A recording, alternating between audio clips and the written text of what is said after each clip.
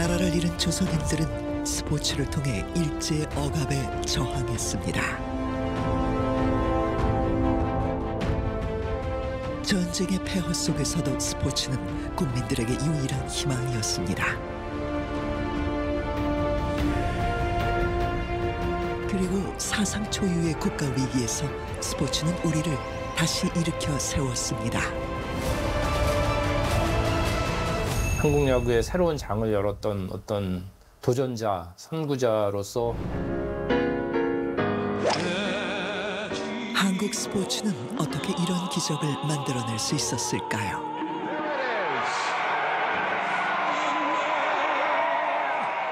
제가 봤을 때 이거는 괴력이에요. 와, 이렇게 잘해?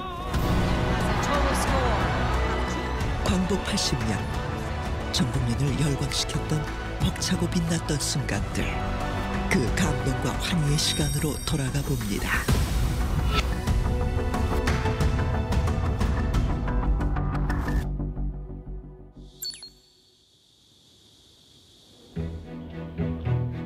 국립중앙박물관에서는 광복 80년을 기념하는 특별한 전시가 열리고 있습니다. 나라 잃은 서름에 삶이 버겁기만 하던 시절. 하지만 우리에겐 조선인 최초의 올림픽 금메달리스트가 있었습니다. 우리가 너무나 잘 아는 손기정 선수가 1936년 베를린 올림픽에서 한국인 최초로 마라톤 금메달을 수상하면서 일제강점기 국민들에게 꿈과 희망을 심어주셨던 그런 손기정 선수의 발자취를 찾아가 보는 전시로 준비했습니다. 1936년 금메달리스트 손기정이 특별부상으로 받은 청동투구. 이 청동투구는 기원전 6세기에 그리스에서 제작된 청동투구로 1936년 베를린 올림픽 우승자에게 수여됐던 기념품이라고 합니다. 그렇지만 이 청동투구는 나만의 것이 아니라 우리 민족의 것이다라는 메시지를 주시면서 저희 이제 박물관으로 기증을 하게 되셨거든요. 금메달과 월계관, 그리고 일본식 이름과 국적이 적혀있는 마라톤 우승 상장입니다.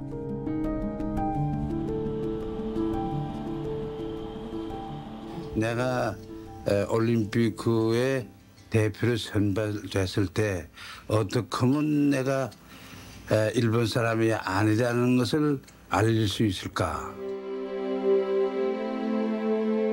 당시 수많은 외국인들이 사인을 요구하자 손기정이라는 한글 사인과 코리아라는 영문자로 자신이 조선 사람이라는 것을 알렸습니다.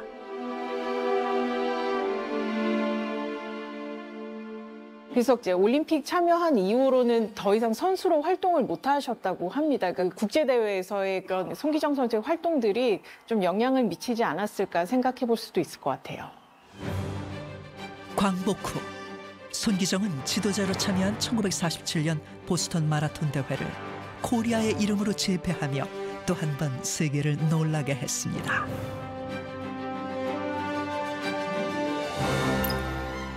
코리아의 이름을 드높인 건 바로 스포츠였습니다.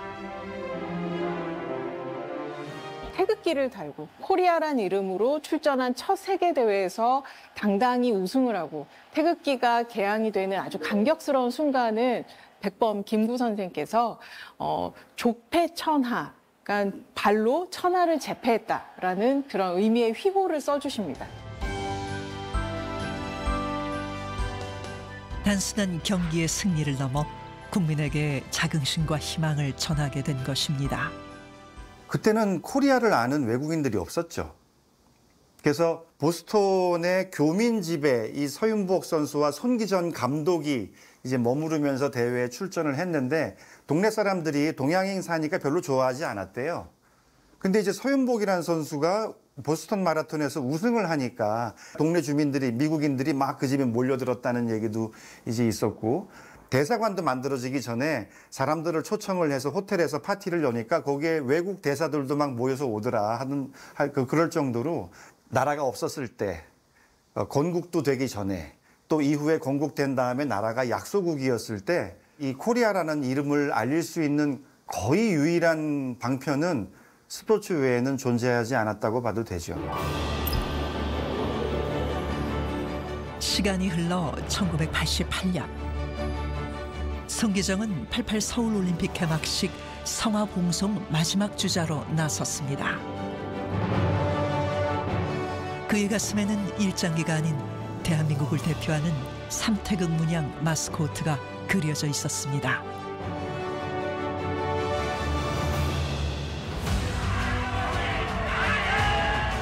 광복 80년, 스포츠로 대한민국을 일으킨 그 영광과 감동의 순간들. 스포츠마저도 억압받던 어둠의 시기를 지나 한국 스포츠는 고난을 밑거름으로 삼아 많은 발전을 이루었습니다. 대한민국 정부 수립 직전 개최된 1948년 런던 올림픽에 코리아라는 이름으로 참가해 대한민국이 살아있음을 보여주었습니다. 그리고 1966년 장충체육관에서는 역사적인 경기가 펼쳐졌습니다. 세계복싱협회 주니어 미들급 타이틀전. 도전자 김기수는 챔피언 벤 베누티를 판정승으로 누르고 한국 최초의 프로복싱 세계 챔피언에 오릅니다.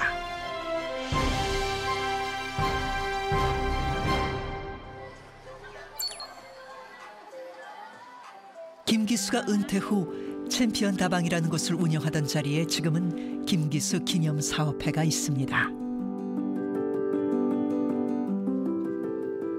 여기가 그 가장 역사적인 김기수 선생님의 세계 챔피언 트로피입니다. 이게 1966년도 6월 25일 장충체육관에서 세계 챔피언이 됐던 그 트로피예요. 주먹으로 세계를 제패한 한국 최초의 프로복싱 세계 챔피언 김기수. 1인당 국민소득이 $200도 안 되던 시절 그는 국민들에게 하면 된다는 희망을 안겨주었습니다.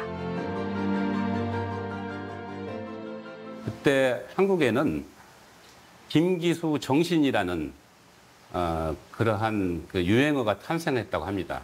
안 될 게 뭐 있냐? 김기수도 했지 않느냐? 김기수 정신. 고등학교 학생이 대학교 갈 때도 김기수 정신으로 해봐. 또 아이를 군대 보낼 때도 김기수 정신으로 해봐라 할 정도의 그런 유행어가 탄생되었다고 합니다. 대한민국이 세계 1위에 오른다는 것은 꿈도 꾸지 못하던 시대. 김기수는 세계 정상에 우뚝 섰고 국민 영웅이 됐습니다. 가난한 나라 한국에서 세계 챔피언이 된 것 자체가 토픽감이었죠. 무엇보다도 6.25 이후에 우리 국민들에게 그 희망을 줄 수 있고 또 기쁨을 줄 수 있는 엄청난 사건이었죠. 그래서 온 국민의 그런 함성과 희열이 있었는데 그걸 그 25일 너무 단기간에 끝낸다는 것이 아쉬워서 27일 날 다시 그 환호를 느끼기 위해서 핫퍼레이드를 했다고 들었습니다. 라디오 중계로 시합의 귀를 쫑긋 세웠던 사람들은 김기수의 얼굴을 보기 위해 거리로 쏟아져 나왔습니다. 그리고 자신들이 챔피언이 된 듯 함께 기뻐했습니다. 자, 이 사진은 돌아가신 가수 최희준 선생님, 신영균 영화배우, 당시에 인기가 대단했던 분들이죠. 이때는 그때 그 인기로 광고를 많이 했어요. 상업 광고뿐 아니라 영화에도 직접 출연할 만큼 김기수는 당대의 스타였습니다. 당시에 인기가 있었기 때문에 영화 섭외가 여러 곳에서 많이 들어왔나 봐요. 김지미 배우라든가 이런 분들하고 호흡을 맞춰서 영화 몇 편을 찍었는데 대표적인 것이 내 주먹을 사라. 좀 슬픈 영화예요. 이렇게 어린 아이의 병치료를 위해서 일부러 이렇게 경기에서 져주고 그 돈을 가지고 아이를 치료해주는. 슬프고 외로울 땐 펀치볼을 때려라. 왼손잡이 사나이는 정의의 사나이. 당시에는 운동기구가 변변치 않았어요. 그래서 이 쇠망치로 산에 가서 나무를 때리고 패고 해서 어깨에 근력을 기르고 했던 그걸 뭐 하루에 하나 정도는 부러뜨렸다고 얘기를 하시더라고요. 함경남도 출신 피난민인 그는 1960년 로마 올림픽에서 홈터스에 밀려 유일한 1패를 안고 프로로 전향해 인기 상승 중인 상태였습니다. 저희 공간에 웬 또 음반이냐고 이렇게 생각할 텐데 이게 그 장하다 김기수라는 음반이에요. 그 유명한 남일의 선생님이 당시 불러서 히트했던 음반 자켓이에요. 꼭 세계 챔피언이 되라고 하는 그 상징적인 노래입니다. 자, 한번 들어보세요. 싸우면 이겼다 질 줄을 몰랐건만 한 번 진 것이 가슴에 피 맺혀 오늘을 기다리며 길러온 주먹이다. 올림픽에서 졌지만은 프로에서 세계 챔피언이 될 수 있다는 긍지를 심어주기 위해서 노래를 직접 불렀다고 합니다. 이후에 또 많은 그 선수들이 그 링에 출전할 때 이 노래를 틀고 듣고 또 출전했다고 합니다. 그때 그 시절 추억들을 하나둘 꺼내봅니다. 동양권 그 쟁탈전은 일본 선수들이 많았기 때문에 주로 일본에서 그러니까 적지니까 거의 KO 아니면 힘들었죠. 다 일본 선수로는 KO로 이게 그 좀 흥미로운 사진인데요. 이 뭐 김일 선생님, 저희 김규수 선생님 또 일본 신문이에요. 이 프로 레슬링에서 굉장히 탐났나 봐요. 김규수 선생님을 프로 레슬링으로 끌어들이려고. 스포츠 스타의 등장이 갖는 의미는 다양합니다. 한국 프로레슬링의 전설 김일 선수의 박치기 한 방이면 온 국민이 시름을 잊었습니다. 힘들고 배고팠던 시절 국민들에게 즐거움을 선사한다는 건 돈으로 셀 수 없는 가치였습니다. 당시에 개런트인데요. 복싱 개런트인데 벤베누투 선수는 5만 5천 불, 김기수 도전자는 500만 원. 1966년도에 그 화폐 가치니까 지금으로 말하면 집을 한 서너 개 정도는 살 수 있는 그런 돈인 것 같아요. 세계의 한국을 알리기 위해 국가가 챔피언의 대전료를 지불할 만큼 영웅이 필요했던 시대였습니다. 네, 한국전쟁 이후에 한국은 최빈국이었죠. 약소국 정도가 아니고 전쟁 3년 전쟁을 치렀기 때문에 나라가 그냥 초토화돼 버렸잖아요. 거기에서 다시 이제 집 짓고 건물 짓고 해야 되는 그러한 상황이었는데 돈도 없었고 6.25 때 월남했던 사람들 찢어지게 가난했던 그러한 그 청소년들 사실 중학교를 가야 되는데 중학교도 못 갔던 그러한 그 어린 선수들이 낮에는 이제 신문팔이도 하고 뭐 구두 닦기도 하고 엿장수도 했다가 밤에는 이제 복싱 체육관 가서 복싱을 할 수 이제 있었겠죠. 헝그리 정신.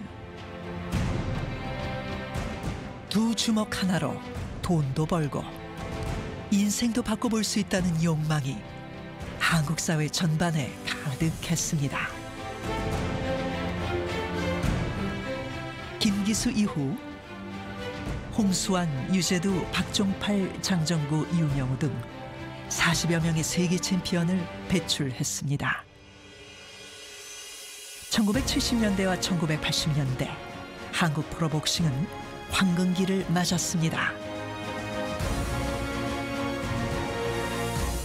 이제 유재두 선배가 챔피언 됐을 때 그거를 시골에서 봤었죠. 이제 얼마나 멋있어요. 그 팬티바람에 링에 올라가서 벨트를 차고 트로피를 받았을 때 그 기분 상상해 보면은 모든 걸 가진 것 같잖아요.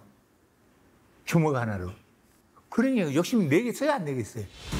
동양 선수는 체격과 체력의 열세 때문에 중량급은 어렵다는 통설을 뒤집으며 박종팔은 세계복싱협회와 국제복싱연맹 슈퍼미들급 세계 챔피언에 오릅니다. 그때가 바로 한국 프로복싱의 전성기였습니다. 우선 동양 타이틀 매치만 한다 하더라도요. 벌써 안표가 많이 돌아다녔을 텐데요. 앞에 줄이 막 100m, 200m 줄 서 있고 그랬던 그런 시절이 있는데요. 세계 타이틀 매치를 한다 했을 때는 진짜 어떻게 보면 도로가 조용했을 때요. 그 시간대. 세계 타이틀 매치가 열리는 날이면 온 국민이 TV 앞으로 몰려들었습니다. 타이틀 매치를 하면 애국가를 불러주잖아요. 또 도전했을 때도 마찬가지고 챔피언 대회를 방어전 할 때마다 그 애국가를 불러주잖아요. 애국에 가서도 마찬가지고 국내에서 마찬가지고. 그러면 마음이 얼마나 움츠러는데요. 내가 이 대한민국의 사람이라는 자체가 얼마나 웅크려지는데요. 마음적으로.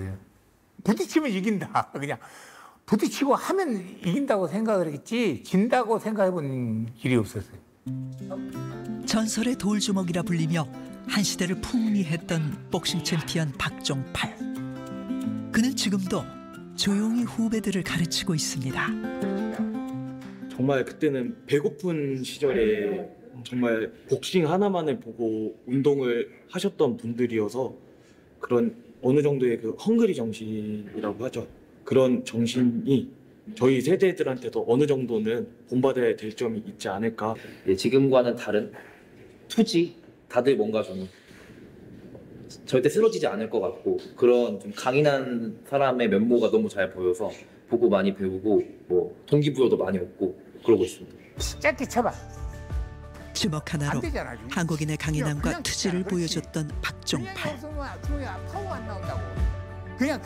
복싱을 가르치는 것은 단순히 기술을 전수하는 것이 아니라 자신감을 심어주는 일이라고 말합니다. 이거 절반을 줄여봐. 파워를 때. 후배들이 정말 열심히 해요. 열심히 하고 있고 안달을 하면 더 안 나오겠지요. 기다려야지. 때를 기다리는 것 같아요. 아마추어가 됐든 프로가 됐든 그 분야에서 1인자가 딱 나오잖아요. 자동으로 다 뒤에서 으쌰으쌰하고 나온다니까요. 그 하나가 중요하다니까요. 1970년대에는 여러 종목의 팀이 창설되고 각종 대회를 개최하는 등 한국 스포츠는 내실을 다져갔습니다. 대한민국을 코리아를 세계에 알린 정말 첫 번째 선수라고 꼽는다면 저는 그건 차범근 선수가 아닐까 싶어요. 유럽에 그것도 그 당시 최고의 전성기였던 분데스리가에 가서 최고의 선수가 된 거예요. 그래서 거기에서 차붐이라는 이름으로 유명해졌고 한국을 해외에 가서 알린 최초의 선수는 저는 차범근이라고 생각을 합니다. 1970년대 후반 한국에는 프로리그조차 없던 시절 독일 분데스리가에 진출한 차범근은 단순한 도전자로 끝나지 않고 지배자가 되었습니다. 차붐이라는 별명은 그의 폭발적인 슈팅 능력과 파워 넘치는 플레이 스타일을 상징하는데요. 외국인 선수 최다골을 기록했고 이 기록은 무려 11년간이나 깨지지 않았습니다. 차범근의 활약은 국내 선수들에게 더 큰 무대에 대한 열망과 동기를 부여했습니다.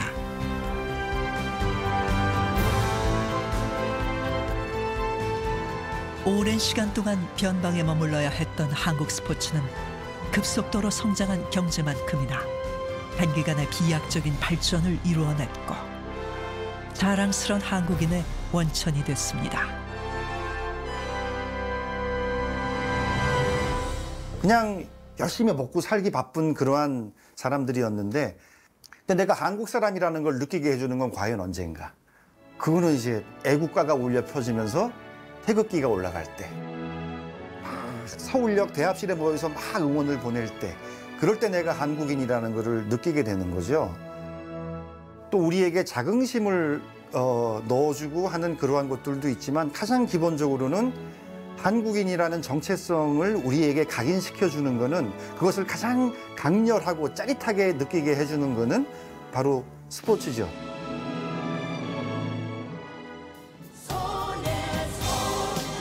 1988년 서울올림픽 개최된 한국 스포츠의 새 장을 연 일대 사건이었습니다.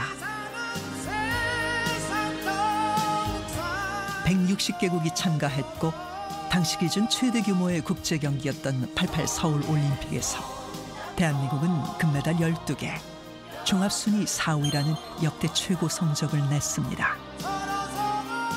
그렇게 한강의 기적을 세계에 알리면서 한국은 스포츠 강국의 반열에 올랐습니다.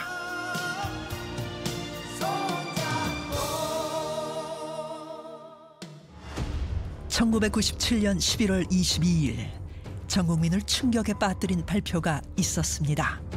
국제통화기금의 유동성 조절 자금을 지원해 줄 것을 요청하기로 결정하였습니다.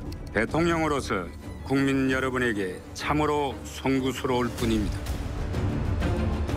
경이로운 고속 성장을 이루며 1인당 국민소득 1만 불 시대에 샴페인을 터뜨린 지 2년도 채 지나지 않은 1997년. 한국 경제의 신화는 IMF 외환 위기를 맞아 어이없이 무너졌습니다. 기업들과 은행들은 줄도산을 했고 수많은 사람들이 일자리를 잃었습니다. 그야말로 절망의 시대였습니다.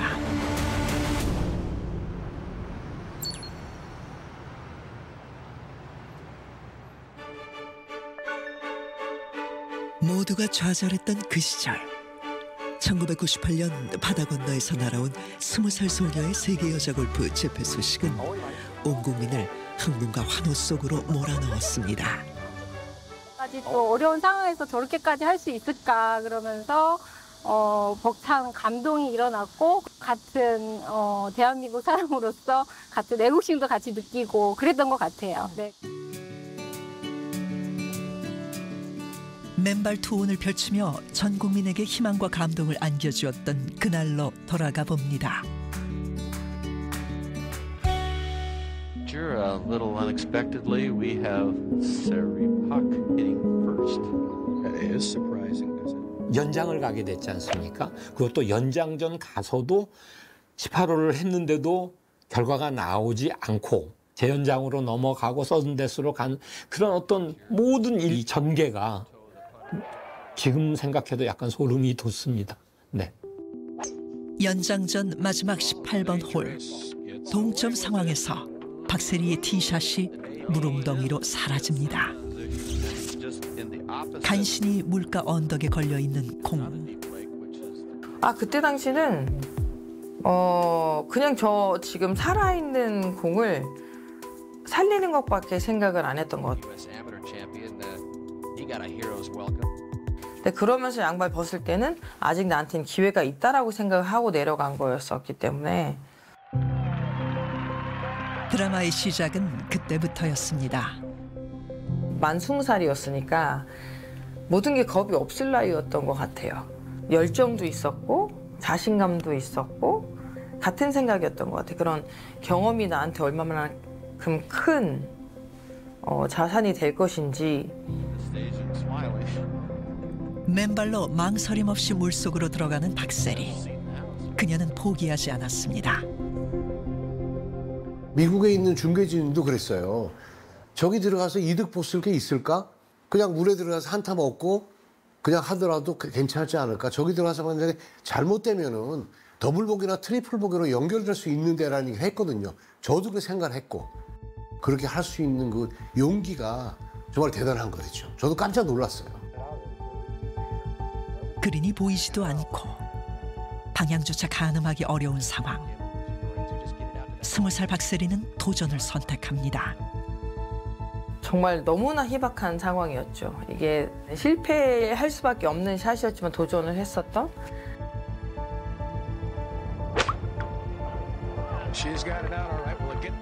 근데 치고 나서 들리는 거는 박수 소리여서 이젠 다음 또 기회가 나한테는 아직 남아있구나라는 생각을 했는데 올라올 때는 내가 좀 무모한 도전이었다라는 생각을 할 만큼의 이 높이였기 때문에 이런 걸 내가 도전을 했구나 약간 이런 생각을 할 만큼 헛웃음 같은 웃음이었던 것 같아요. US 여자 오픈 챔피언십 역사상 가장 치열했던 승부로 꼽히는 연장 혈투 끝에 박세리는 한국인 최초로 우승을 차지합니다. 골프하면 변방인 우리나라에서 박세리 선수가 가서 이건 하나의 뭐 외국에서는 기적이다라는 표현까지 한 그런 언론도 있었죠. 어린 선수가 그것도 해버리니까 뭐 미국의 자존심을 상하게 하면서 깜짝 놀라는 상황. 어마어마한 거죠. 특히 맥도날드 챔피언십을 우승하고 나서 곧바로 메이저 2개 대회 연속 우승이거든요. 그렇게 한국 골프의 역사가 새롭게 시작됐습니다. 사실 우리나라에서 여자 선수들 중에 US 여자 오픈을 우승한 선수가 11명이 있어요. 박세리 선수 이후에 11명이 있는데 지금까지 US 여자 오픈한 박세리 선수 생각이 나는 이유는 그 당시 우리나라가 경제적으로 어려웠죠. IMF가 우리가 있었고. 1998년 박세리가 보여준 맨발 투혼은 그 당시를 함께 살았던 대한민국 국민이라면 절대 잊지 못할 감동을 선사했습니다.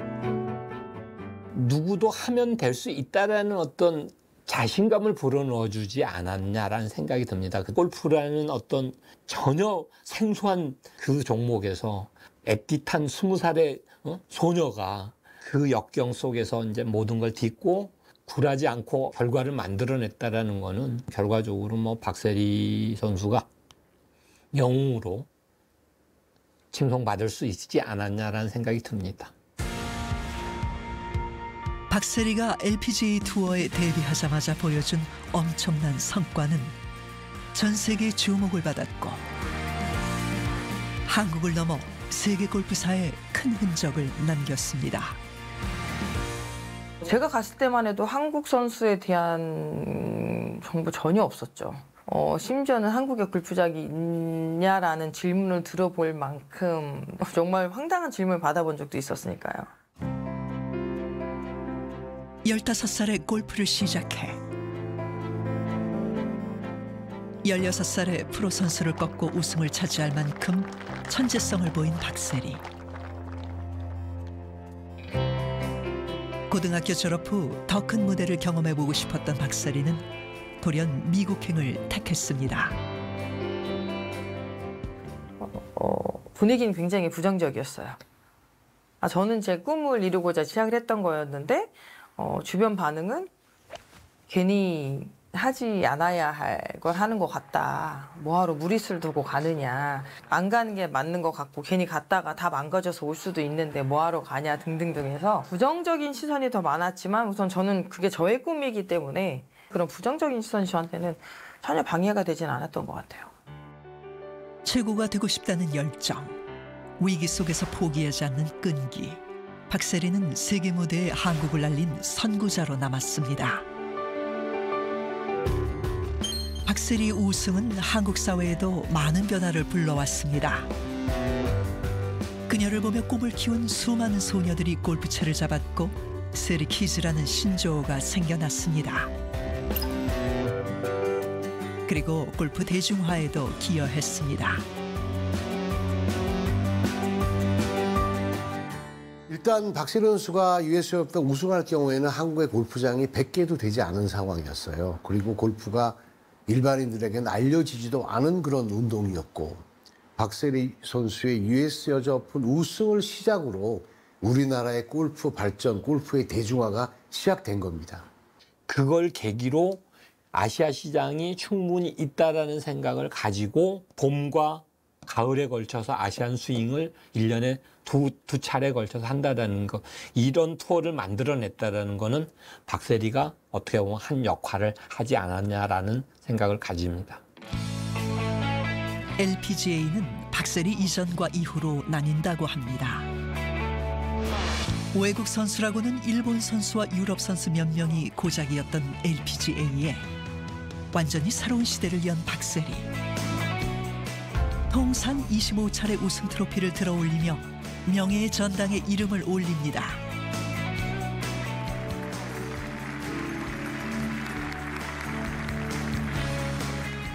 역대 최연소이자 아시아 최초였습니다. My parents tell me that when you dream it, dreams make it big. So actually I set my dreams I was young to make it too big. But I just never think if I can make it. But I'm here tonight. This is probably the best night I never ever have. 박세리에게 영감을 받은 이른바 세리키즈들은 LPGA에서 세계 최정상의 실력을 보여주며 한국 여자 골프 전성시대를 열었습니다. 제 알기로는 올해 6월달 통계까지 한국 선수들이 LPGA 투어에 우승한 게 272승일 거예요. 다 한 개요. 네, 지금 메이저 대회는 11승이고요. 그러니까 US 여자 오픈 11승이죠. 어마어마한 거죠. 어느 순간 저로 인해서 이제 선수들 또 다른 데 도전할 수 있는 기회가 생기고 도전해보고 싶다는 욕심이 생기고 꿈이 생긴 거잖아요. 이제 후배들이 좀 더 많이 이제 한국에서 오게 되고 이제 같은 투어를 하게 되고 그러면서 아 내가 이제 선배구나. 선배로서 후배들한테 라는 생각을 자꾸 더 깊게 가졌던 것 같고 그러면서 제가 이제 은퇴를 하고 나서 더 확고해진 것 같아요. 2016년 25년 동안 희망과 감동을 안겨준 골프 여자 박세리는 선수로서의 여정을 마무리했습니다.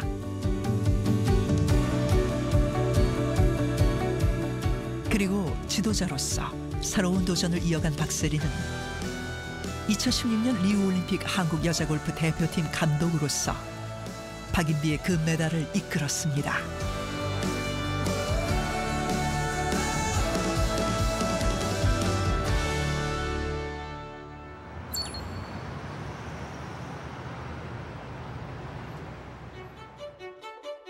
지난 5월 박세리의 이름을 딴 스포츠 복합 문화 공간이 문을 열었습니다. 한켠에 마련된 박세리 기념관에는 박세리의 골프 인생과 업적을 한눈에 볼 수 있는 수많은 우승 트로피들이 전시되어 있습니다.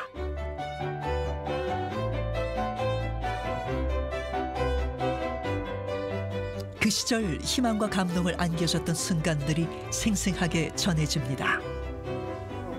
비슷한 연배지만 되게 존경하죠.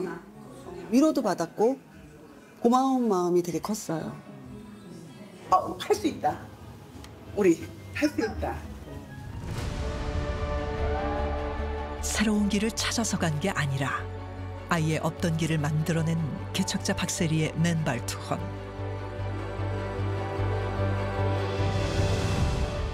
그녀에게 도전은 어떤 의미일까요?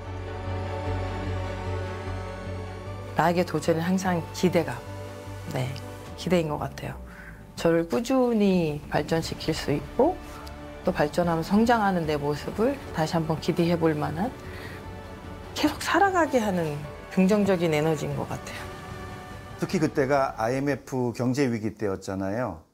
그러니까 국민들에게 위안을 주는 수준을 넘어서 뭔가 이제 흥분, 짜릿함, 그리고 승리의 쾌감 거기에 더해서 어떤 자부심을 불어넣어주고 하면 된다라는 그러한 또 정신도 일깨워준 그 인물들이 아닌가 싶은데 우리가 흔히 스포츠 스타 그러면은 그 이전까지는 올림픽 스타였거든요. 올림픽에서 메달 딴 선수들. 근데 이제 그 이후부터 스포츠 스타가 프로 선수로 좀 바뀌었어요. LA 다저스 박찬호가 오늘 시즌 첫 승리를 기록. 박찬호 선수가 오늘 시즌 3승째를 올렸습니다. 6승고지에 오른 박찬호 시즌 7승째를 거뒀습니다. 한 청년의 투구가 희망을 실어날랐습니다. 마침내 14승 고지에 올라섰습니다. 팀 내 최다승 투수가 됐습니다. 한국인 최초의 메이저리거 박찬호. 그가 던지는 공 하나하나에는 국민의 기도와 열망이 담겨 있었고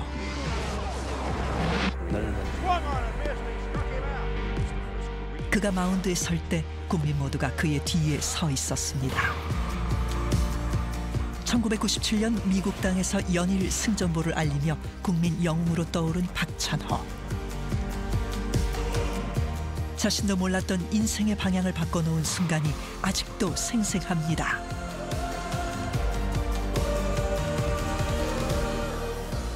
청소년 대표로 이제 91년도에 LA로 가서 거기 가서 일본 팀과 미국 팀 상대로 제가 굉장히 잘 던졌어요. 근데 아마 미국 선수를 보러 왔던 스카우터들이 또 제가 이제 빠른 볼 던지고 있었기 때문에 매력적으로 그 선수를 확 캐치를 했던 거죠, 아마. 고등학교 졸업 후 대학에 진학한 박찬호는 또 한 번 국제 경기에서 미국 프로야구단의 주목을 받습니다. 특유의 공격적인 피칭으로 강속구를 뿌리며 팀을 준우승으로 이끌었고, 이를 눈여겨본 스카우터는 입단을 제의합니다.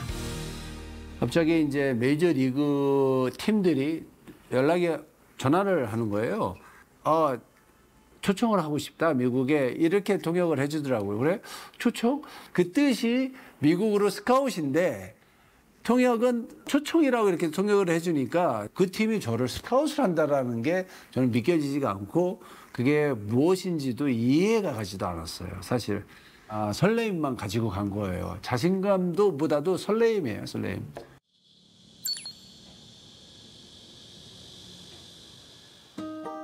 당시 한 스포츠 신문의 미국 특파원으로 근무했던 민훈기 야구 해설위원. 그날을 정확히 기억한다는데요. 1993년 12월 31일 미국 시간으로 한밤중이었어요. 박찬호라는 선수가 지금 미국행 비행기를 탔다. LA 다저스와 계약을 한다는 소문인데 그냥 뭐 깜짝 놀랐죠. 긴가민가하고 한국 선수가 메이저리그에 도전을 한다. 그것도 유명한 뭐 선수도 아니고 대학 선수가 도전을 한다 해서 처음에는 국내에서의 반응하고 비슷했던 것 같아요. 놀랍고 에이 되겠어? 뭐 이런 반응. 뭐 가는 것도 중요하지만 가는 게 전부는 아니니까. 그리고 메이저리그를 조금이라도 아는 사람이라면 그 도전이 얼마나 험한 도전인가. 우리 동양 이 야구도 메이저리그라는 무대에서 통할 수 있을까? 이걸 약간 확인해보는 그런 케이스가 됐던 것 같아요. 그렇게 한국인 최초의 메이저리거가 탄생했습니다. 1994년 LA 다저스에 입단하며 한국 야구 역사를 새롭게 쓴 박찬호. 그는 실패한 사람도 성공한 사람도 없단 미지의 세계에 도전한 것입니다. 제가 온 국민과 한인들에게 희망이 되도록 최선을 다하겠습니다. 낯선 동양인 청년 박찬호는 미국 언론의 큰 관심을 받았고, 여러 번의 시범 경기 등판 후 마이너리그를 거치지 않고 곧장 메이저리그에 직행하게 됩니다. 일단 볼이 빨랐고요. 굉장히 강속구를 던지는 투수였고 삼진 잡는 능력이 좀 뛰어났고, 다저스라는 구단 자체가 한국에서 온 빠른 공을 던지는 기대주를 자기의 하나의 자산으로 여기는 그런 기색이 역력했어요. 메이저리그 데뷔해서 얼마 안 돼서 뭐 155, 158을 찍었거든요. 지금은 그런 선수들이 꽤 있지만 1990년대 중반에 155, 158을 찍는 투수는 정말 드물었어요. 그래서 국내에서는 감흥이 별로 없었지만 미국에서는 LA에서는 아주 대서특필된 기록이었죠. 현지에서는 굉장히 큰 사건이었어요. 그리고 메이저리그 첫 승의 기회가 찾아왔습니다. 선발 투수가 갑작스러운 부상으로 마운드를 내려가야 했고, 2회 구원 투수로 마운드에 오른 건 박찬호였습니다. 사실 어리둥절했어요. 예, 제가 정해진 경기에 던진 게 아니라 이제 갑자기 나간 경기였고, 2회에 나가야 되니까 얼마나 급했겠어요, 준비하는데.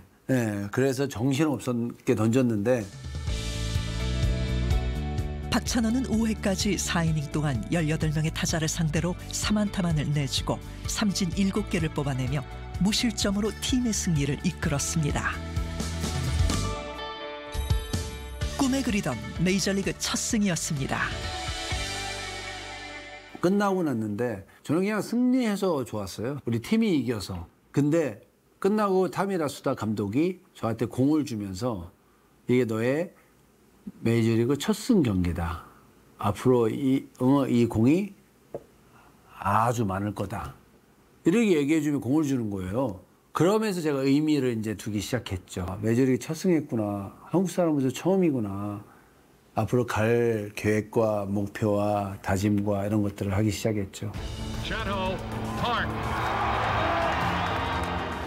그리고 1997년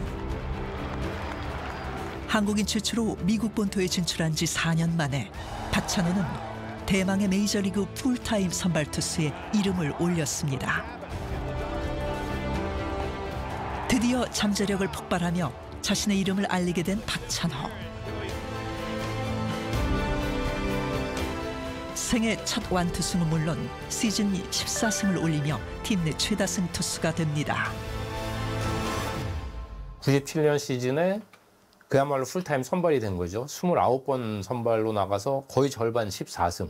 9이닝당 삼진이 9.9개. 그러면 1이닝당 하나 플러스를 삼진을 잡은 거예요. 그리고 안타가 6.8개인가 그랬어요. 9이닝당. 그러니까 정말 안타를 안 내주는 박찬호 선수 자신의 야구 인생에 있어서도 그렇고 한국 야구의 역사에 있어도 그렇고 굉장히 그 전환점이 된 대단한 시작이었던 거죠. 그렇게 코리안 특급의 신화가 시작됐습니다.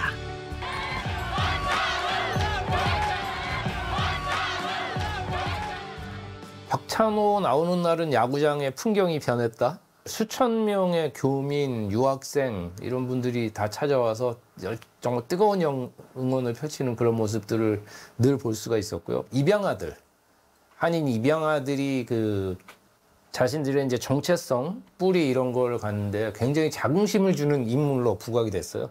교민들도 아이들도 자기가 뭐 코리안이라는 거 그만큼 이제 박찬호 선수가 다저스에서 LA 인근에서 인정을 받고 뭐 사랑을 받고 하다 보니까 그 교민 사회에 미친 영향도 굉장히 컸었죠.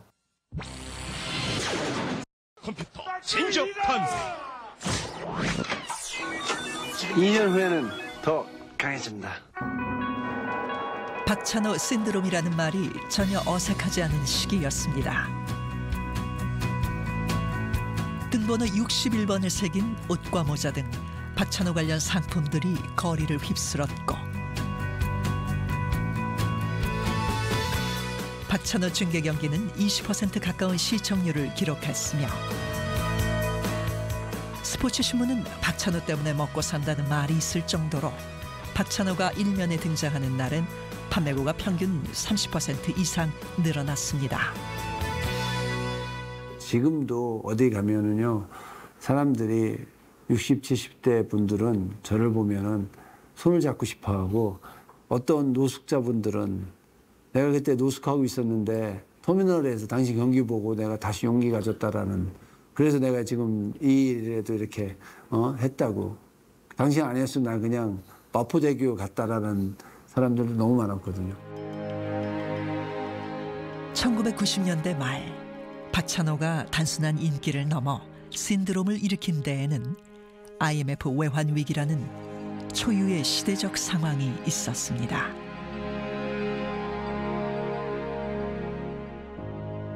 제 야구는 사람들에게 즐거움과 기쁨을 주는 그런 야구가 아니라 사람들에게 용기와 희망을 그들 가슴 속에 있었던 것들을 일깨워주는 그런 역할이 됐던 거예요. 박찬호는 살아남으려고 노력했고 국민들은 여기서 삶을 또 다시 살아남으려고 노력했고 이런 노력하는 간절함 속에서 하나가 됐던 거였고요.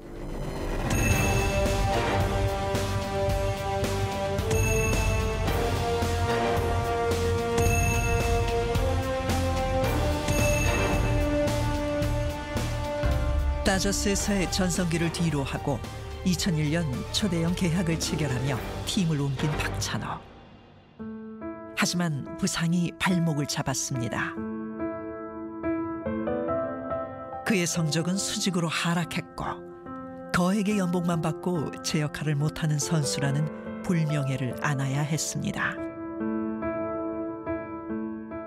사람들은 다 이제 박찬호 끝났다, 이제 은퇴해야 된다. 우리 부모님조차도요. 안타까우니까 이제 더 이상 안 해도 되고 그만하는 게 어떻겠냐고 이렇게 얘기하고. 모두가 끝났다고 했을 때 마이너리그를 전전하면서도 자기 자신만은 끝까지 포기하지 않았습니다. 오래전에 한국 기자들이 저한테 노무 선수와 저하고 비교해서 자꾸 이야기를 했어요. 그래서 제가 지금 노무 선수와 비교하지 말고 커리어가 끝난 다음에 비교를 해줘라. LA 다저스 시절 박찬호의 라이벌이었던 노모 히데오는 메이저리그 통산 123승을 기록했습니다. 그게 저한테는 굉장히 지침이 됐거든요. 포기 못하는, 계속해서 끊임없이 도전해야 되는, 그러니까 마지막이라는 생각을 갖고 다시 테스트에 임했을 때는 다른 사람이 되어 있었어요, 저는. 혼신이라는 게 거기서 나오고 투혼이라는 게 거기서 나오는 그런 단어더라고요. 어둡고 긴 터널을 지나야 했던 박찬호. 마침내 통산 124승을 거두며 아시아 투수 메이저리그 최다승 신기록을 달성합니다.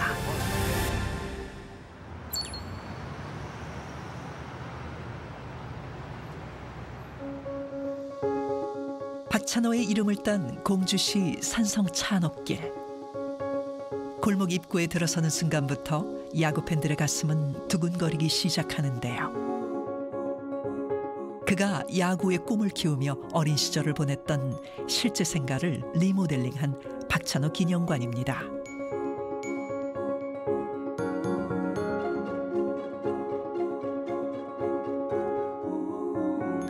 들어가자. 고등학교 후배들이 이곳을 찾았습니다. 야, 여기가 그 박찬호 선배님이 쓰셨던 집이래. 옛날에 무슨 유니폼들인지는 알지? 예. 박찬호의 모교인 공주고 야구 선수들에게는 얼마나 자랑스러운 공간일까요? 집에 갈 때도 항상 오리걸음으로 오시고 띵튀기도 막 엄청 많이 하시고 성공에 대한 그런 좀 열정이라고 해야 되나? 아니면 좀 그런 집념, 포기하지 않은 집념이라고 해야 되나요? 뭐 그런 마음가짐들을 조금이라도 여기 오면 느낄 수 있지 않을까. 메이저리그 124승의 기록. 박찬호가 직접 모았던 124개의 승리구와 특별한 의미를 담은 승리구들이 전시돼 있습니다. 와. 날짜도 다 써있네. 2001년 6월 4일. 이야, 이런 공을 다 모으고 계셨네. 이거 선배님 마지막 승 124승 제 공이죠. 되게 상징성이 엄청난 공이야. 메이저리그에서 통산 124승이라는 건 코치님이 생각했을 때 KBO에서 200승 이상이랑 맞먹는 수준이지 않을까. 아직도 못 깼어. 얼마나 대단한 거야. 아시아에서 지금. 저희 학교 선배로서 자부심이 느껴지고 저도 꼭 그런 무대를 밟아보고 꼭 그런 선수가 되고 싶다는 생각이 듭니다. 박찬호의 수많은 승리 기록은 지금도 누군가에게 꿈이 됩니다. 박찬호 하면 뭐 그야말로 이제 꿈과 도전의 아이콘, 선구자, 열리지도 않던 또 열려오고 시도도 해보지 않았던 그 메이저리그라는 엄청난 그 거대한 벽의 문을 이제 박찬호 선수가 열어 제낀 거고, 더 중요한 건 이제 박찬호 선수가 가서 잘한 거죠. 굉장히 성실하게, 그리고 좋은 성적 거두고 기록을 보이면서 잘하니까 메이저리그 구단들 그리고 스카우트들의 이제 시선이 완전히 이제 달라진 거예요.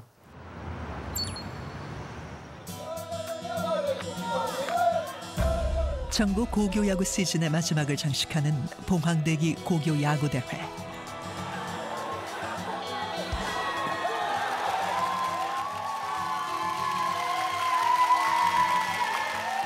올해도 어김없이 한국 유망주들이 있는 곳엔 메이저리그 스카우터들이 몰리는데요.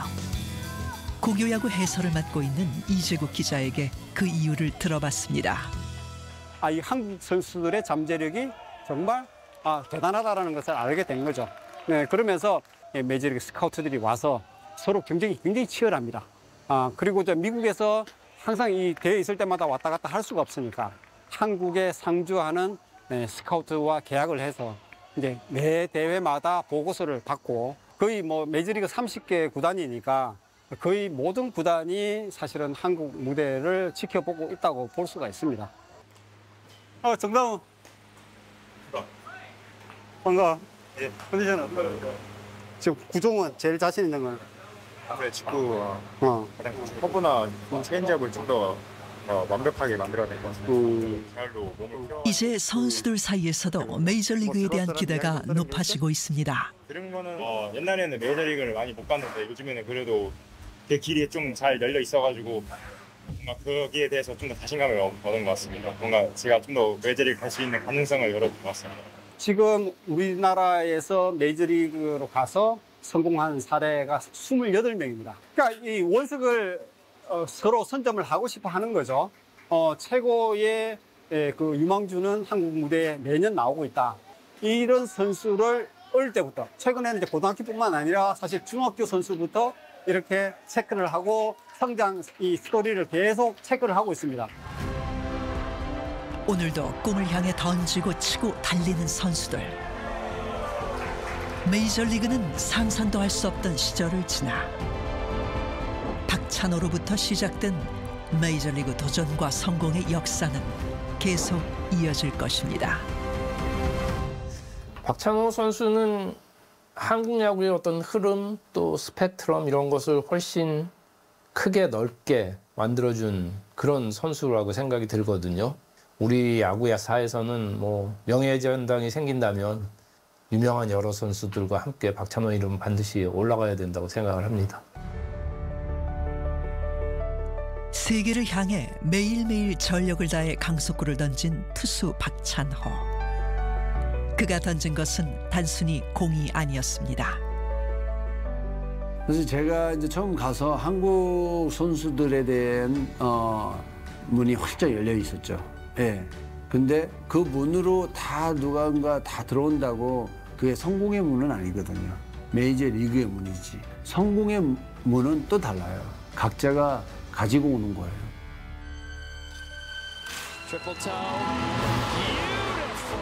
2000년대 후반에는 새로운 국민 영웅이 등장합니다.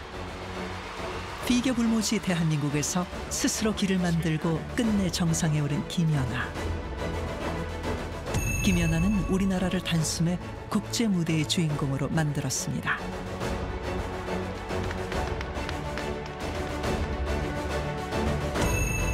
올림픽에서 메달은커녕 결승 진출조차 힘겨운 일이었던 한국 수영에도 새로운 영웅이 탄생합니다. 박태환은 한국 수영 역사를 새로 썼습니다. 박태환, 김연아 선수의 의미는 이제까지 우리가 메달 바치라고 했던 종목들이 다 고정이 돼 있었어요. 뭐 레슬링, 복싱, 그 다음에는 뭐 양궁, 고정관념처럼 딱 굳어 있었는데 이거를 다 깨버린 거죠. 그러니까 그 선수들 이후에 딱 보면 이런 게 생긴 거죠. 못할 게 뭐 있어. 일종의 벽이라고 생각했던 것들을 이러한 그 운동선수들이 다 깨버린 거예요. 그래서 한국인들에게 하면 된다라는 거를 진짜 피부로 느끼게 해준 사람들이라고 한다면 저는 당연히 운동선수들, 스포츠 스타들, 바로 그러한 인물들이 아닌가 생각을 합니다.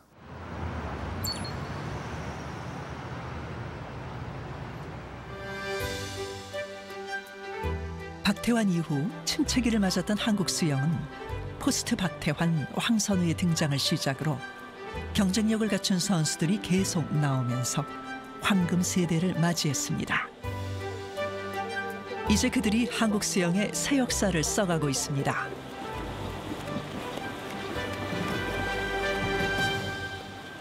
예전에는 박태환 선수 혼자로 한국 수영을 이끌어 나갔다 그러면 그때부터 수영 인구도 많아진 것 같고 또 수준도 많이 높아진 것 같습니다. 외국 선수들이 저희를 잘 알지도 못했고 또 그렇게 신경을 쓰지 않는다는 느낌을 많이 받았었는데 확실히 예전보다는 저희 선수들을 많이 쳐다보고 이렇게 뒤에서 코치 선생님들이 기록도 많이 찍으면서 좀 분석을 하려는 모습이 많이 보이고 있는 것 같습니다. 진천 선수촌에서는 국가대표 선수들의 경기력 향상과 국제무대 경쟁력 강화를 위해 스포츠 과학을 활용한 지원을 하고 있습니다.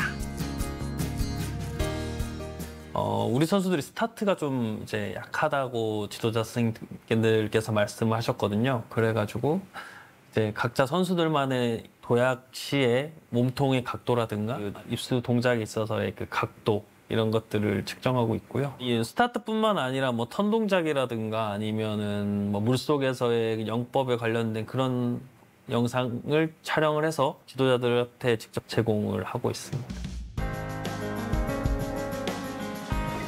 경쟁자는 물론 자기 자신과도 사투를 벌여야 하는 수영과 역도 등 다양한 종목의 영상 분석이 이루어지고 있습니다.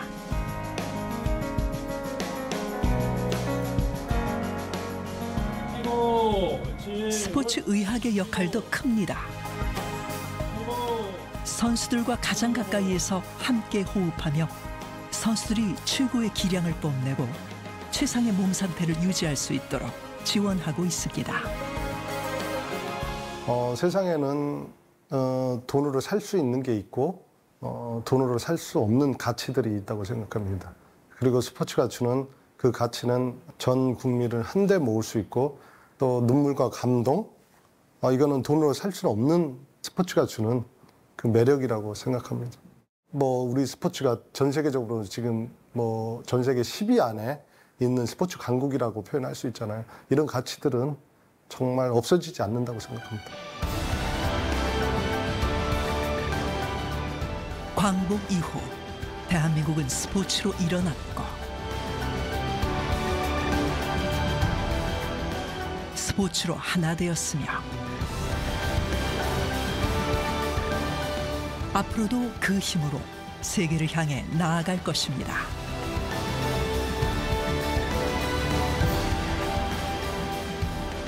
앞으로도 크게 더 발전할 수 있는 능력들이 있고 기술이 있다.